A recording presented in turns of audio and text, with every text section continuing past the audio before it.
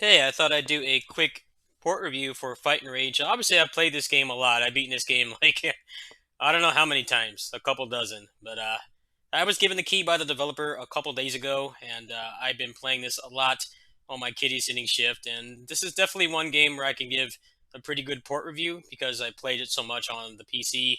But there's also not a lot to say because it's a pretty good port, so this will be pretty quick and dirty. The game is going to be $20. He doesn't really discount his games that much, so if you're worried about this being one of those games that's on, the top of the Switch bestsellers for like $1 in a month, I don't think you need to worry about that. Also, this game is well worth $20. It has a lot more content than pretty much any other modern beat 'em up. There's a lot to do here if you so desire, and even if you don't want to unlock everything, there's enough routes and characters and modes to warrant playing more than once. Arcade games are always a really hard sell because they generally don't have that much material replay value, but this game actually does that right. So there's full parity with the other versions in terms of content. Nothing really to report there. Obviously, the game I got the game like 3 or 4 days early, and I haven't really been trying to speedrun unlocking everything, so I'm still missing a couple modes. But I definitely have played it enough to know that's good. And language, there's only English and Spanish, but this is not really a reading-intensive game. There's like more text in like the menus and the unlock stuff and the secret tips that it gives you instead of like the actual gameplay. So it shouldn't be an issue if you don't speak either of those languages. There's actually most of the display settings or the visual settings from the PC version actually are intact here, which is pretty rare for any console port. It's very rare to get any kind of modification settings for the visual parts of the game, unless it's something like brightness, which is pretty much a must depending on the TV. So you can actually change the effect. You can have it clean so it looks like a modern game. You can have it look like an arcade game or a home CRT TV. And there's scan lines as well. Scan lines is always really nice for retro style pixel games. Now, the one thing that's difficult is that you can't change the controls. Now, this game is not really a complex game control-wise. There are some games that get ported to PS4 or Switch, and they don't let you change the controls, and it can be very awkward because they use more buttons on the controller. Here, this is a 3-button game. It is very much designed like an actual authentic 2D beat 'em up from the 90s. So it's not going to be too much of an issue if you play on controller. If you play on stick, you'll probably really dislike that you can't change the controls because if you didn't grow up in the arcades, you wouldn't know that usually arcade games, especially beat 'em ups, were on the first 4 buttons of a stick. So if the stick itself in the arcade cabinet had 6 buttons, it would always be on the first 3. So you'd have like attack, jump, and special. Here, your attack is mapped to the A button. So it would definitely feel really awkward if you're playing on a stick. But hopefully they'll patch in control like reconfiguration later on. But other than that, the port is great. So let's do some quick gameplay here.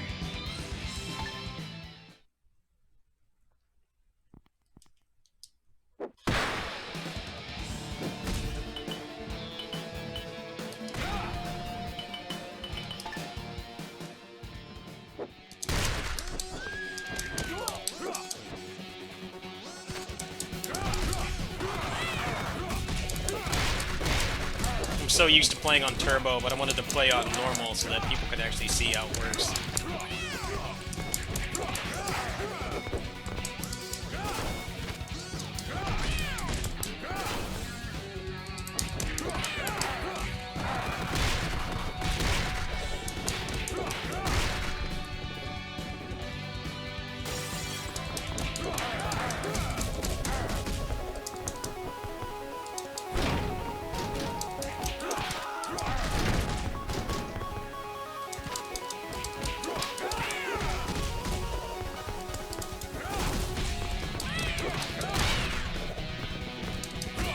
Now, I've noticed some performance issues with this, and I'm not sure what's causing it.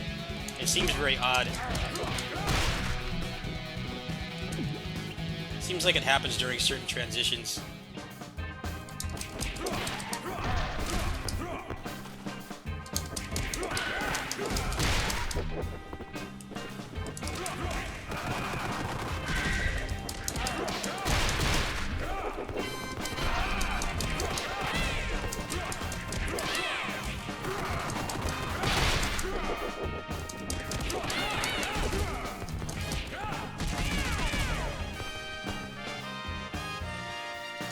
Like when you change rooms, sometimes it has like a couple seconds of lag. I'm not exactly sure why. But it's not a deal breaker. I have 1cc this game on turbo mode, despite that. And it doesn't seem to happen that often. There was actually like a Day Zero patch yesterday that seems to have fixed a lot of the performance issues. So maybe in another patch or two they'll fix it. But I've seen other people say that it doesn't happen to them at all, so I'm not sure which one it is.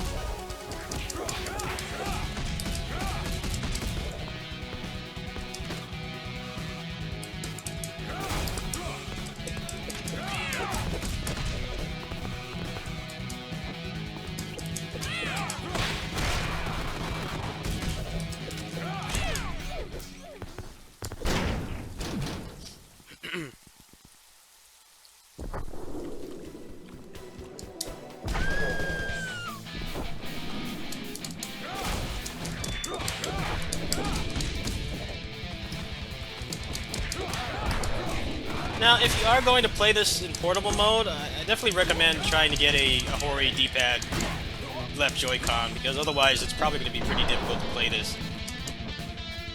As you know, the Joy-Cons are pretty terrible for games like this, at least the left Joy-Con. The right Joy-Con's fine, but this game definitely requires a certain level of precision that the regular Joy-Cons can't really offer.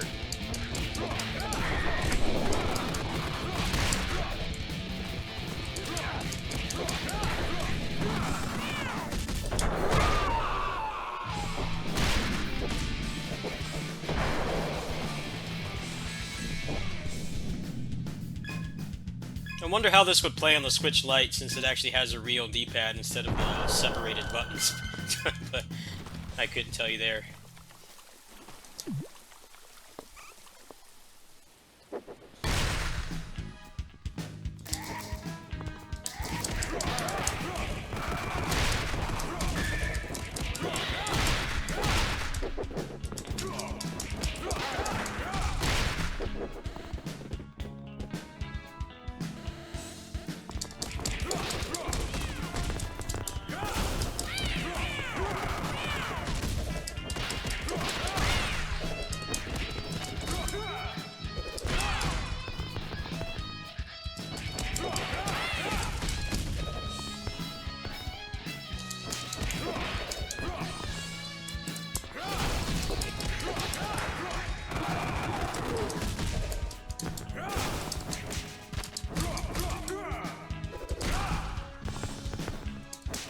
I haven't noticed any kind of input lag at all. I know the Switch does have some native input lag, but it's definitely not an issue in this. I've been able to parry just fine, and keep in mind, I haven't really played this game seriously in a long time. I played it a lot when it came out, and then during subsequent updates, but I've been so busy with other things. I was still able to pick this game up really quickly, so I think that's a testament to how good the port is. Even when it does have the little performance hitches, it does seem to recover pretty quickly.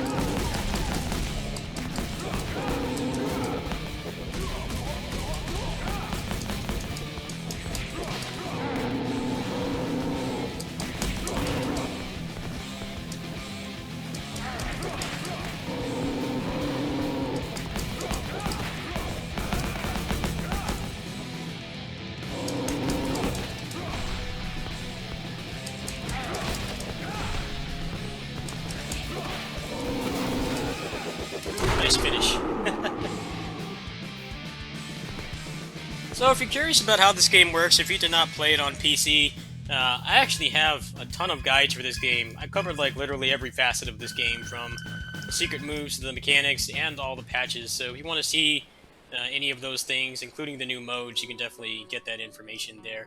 Otherwise, this is a pretty solid port.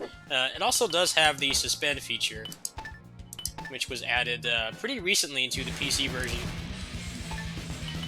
which by coincidence actually makes this a much better portable game, because it takes about an hour to finish this game, and that's without continuing. So if you factor in, people playing this game for the first time and not having any prior experience, even if you are pretty good at beat 'em ups, if you know a lot about the beat 'em up formula and the theory behind being good at them and things like that, it's still a pretty difficult game to pick up. So it's nice that you can actually resume from where you left off. So I'm going to go ahead and do that right now, so you guys can see. So it'll tell you here, you can come back to the level that you left. I don't know exactly when the game saves, but generally as soon as you have control, it will save. I did come across one situation where I was doing the training mode, and it didn't save that I got the black belt with Gal. Luckily, I've done it enough times on PC that it wasn't too hard to get back, but I definitely recommend going all the way back to the title screen to make sure it saves, because I don't know if that was just a fluke or a bug with the Switch port or not.